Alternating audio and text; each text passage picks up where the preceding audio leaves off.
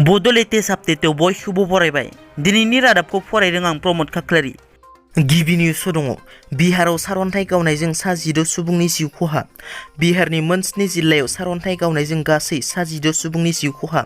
जिउ गोमानाय सुबुंफोरा इस्ट चम्पारन जिल्लानि साब्रै, भोजपुर जिल्लानि साथाम, सरन जिल्लानि साथाम, वेस्ट चम्पारन जिल्लानि सानै, आरारिया जिल्लानि सानै, बंका जिल्लानि सासे आरो मुजाफरपुर जिल्लानि सासे। बे जाथायनि सायाव बिहारनि गिबि मन्थ्रि नीतीश कुमार बिथाङा गोथौ दुखु मोननाय फोरमायनायजों लोगोसे जिउ गोमानाय सा 16 सुबुंनि नखरनो 4 लाख राङै होनो फोसावो।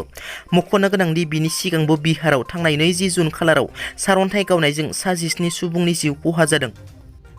दावबायगिरिफोरनि थाखाय मोजां खौरां। भुटान दावबायारिफोरनि थाखाय फैगौ 23 सेप्तेम्बरनिफ्राय खुलिफिनसिगोन। दावबायारिफोरा फैगौ 23 सेप्तेम्बरनिफ्राय भुटान हादराव हाबनो हासिगोन।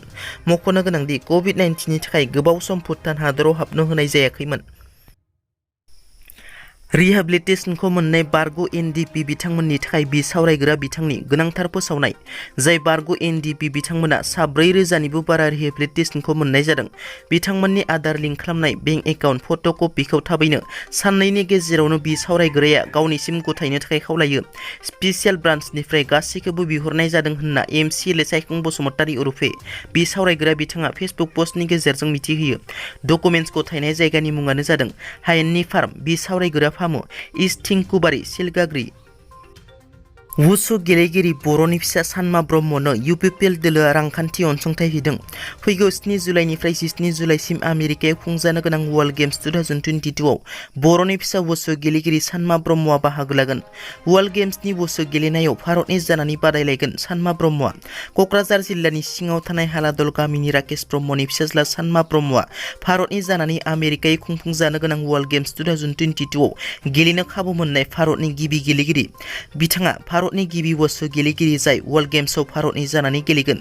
बियो भारतजों लोगोसे आसाम, बि.टि.आर आरो बर' हारिनि थाखाय गोग्गाथाव। बिथांनि वुसु गेलेनायखौ थुलुंगाखां होनायनि थांखिजों मैया बि.टि.आर नि गाहाय प्रमद बर'नि बिथोन बादियै मिरु इउ.पि.पि.एल दोलोआ सानमा ब्रह्मनि न'आव थांनानै बिफा राकेश ब्रह्मनि आखायाव 1 लाख रांखान्थि अनसुंथाइ गथायो। मिरु इउ.पि.पि.एल नि नेहाथारि राजु नार्जारि, उत्तम बर' आरो खोमदोन दैमारि बिथांमोना।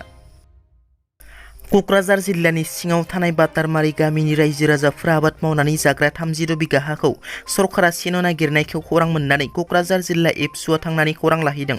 क'क्राझार जिल्ला एबसु आरो ट्राइबेल संग'आ ओनसोलनि थागिबि रायजो राजाफोरजों गुवारै सावरायज्लायो आरो खौरांगिरिनि सिगाङाव क'क्राझार जिल्ला एबसु आरो ट्राइबेल संग'आ हा हु रैखाथिनि सायाव गोख्रोङै बिबुंथि होदों। जेब्लाबो ट्राइबेलफोरनि हा हु रैखाथिनि थाखाय एबसु आरो ट्राइबेल संग'आ खामानि मावगोन। गोनांथि जायोब्ला सोमावसारनायनि राहा लागोन होनना क'क्राझार जिल्ला एबसुनि आफादगिरि कृपेश दैमारि आरो ट्राइबेल संघनि क'क्राझार जिल्ला कमिटिनि आफादगिरि अनिल चन्द्र औवारिया रोखा बुंथियो। दिनैनि रादाबा एसेनोसै। नोंथांमोना जुदि आंनि चेनेलखौ दासिमबो साबस्क्राइब खालामाखै, अन्नानै साबस्क्राइब खालाम। गोजोन्थों।